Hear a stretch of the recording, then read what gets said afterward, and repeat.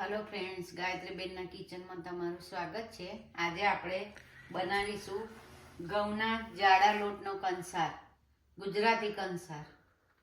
એના માટે આપણે એક વાડકી જાડો લોટ લીધો છે ઘઉંનો, અને આ ગોળ લીધો છે, આ દેશી ઘી છે, અને આ ઇલાયચીનો ભૂકો છે, આ બદામ છે, અને આ સુગર છે દળેલી, અને આ લોટ મોવા માટે આ તેલ લીધું છે।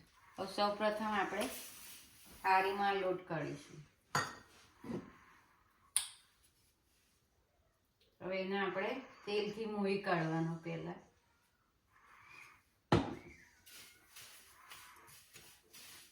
વધારે નહીં ઓછું નહીં, એવું તેલ નાખવાનું।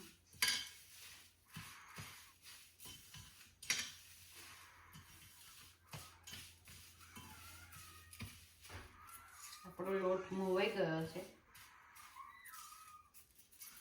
હવે આપણે ગેસ શરૂ કરીશું। તો આપણો એક વાડકી લોટ છે, તો આપણે અઢી વાડકી પાણી લઈશું।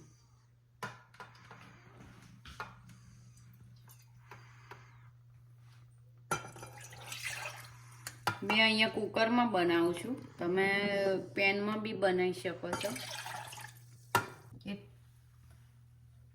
એક વાડકી આપણે લોટ લીધો તો એની જગ્યાએ આપણે અઢી વાડકી પાણી લેવાનું છે, અને પાણી કુકરમાં મેં લીધું છે। હવે એનીમાં હું ગોળ નાખીશ।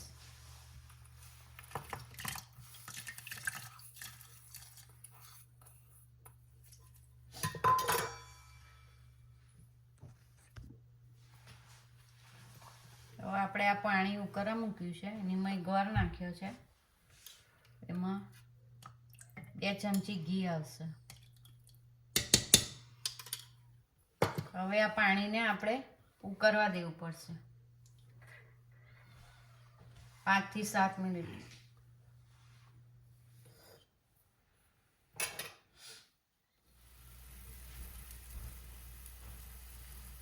હવે આપણે જે ગોળનું પાણી ઉકળવા મૂક્યું હતું એ ઉકળી ગયું છે। હવે આપણે ધીરે ધીરે જે આપણે લોટ મોઈને લીધો છે તેમાં નાખીશું। હવે આપણે જે આ ગોળનું પાણી ઉકળવા મૂક્યું હતું ઘી નાખીને, તે આપણું પાણી ઉકળી ગયું છે। હવે એનીમાં આ આપણે જે મોઈને લીધો છે એ લોટ નાખીશું।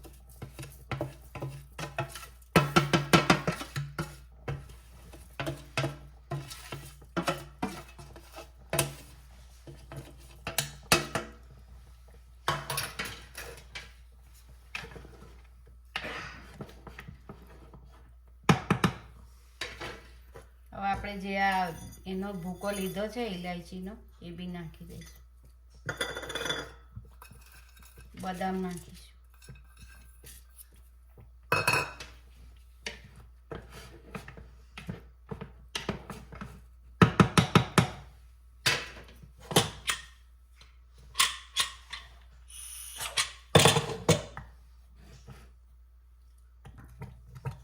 હવે આપણે કુકર બંધ કરી અને 2 સીટી થવા દઈશું।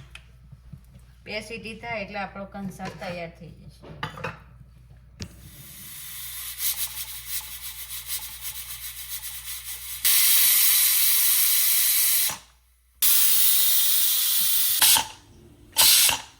નહીં રે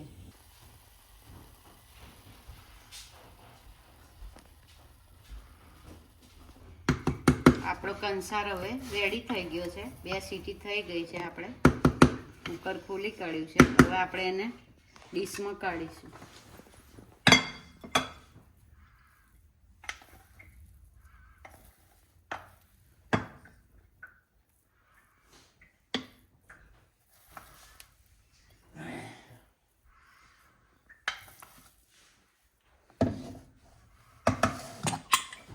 ઉપર એને દળેલી સુગર જે મેં લીધી છે એ નાખીશું।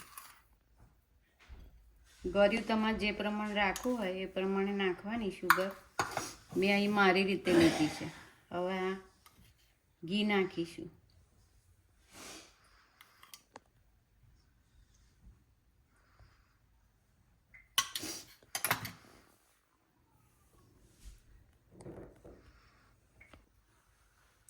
આપણો આ કંસાર રેડી થઈ ગયો છે. જો તમને મારી રેસીપી પસંદ આવી હોય તો મને લાઈક કરો, શેર કરો અને સબસ્ક્રાઈબર કરો અને બેલ આઇકન દબાવવાનું ભૂલતા નહીં. જય માતાજી, જય શ્રી કૃષ્ણ. Thank you.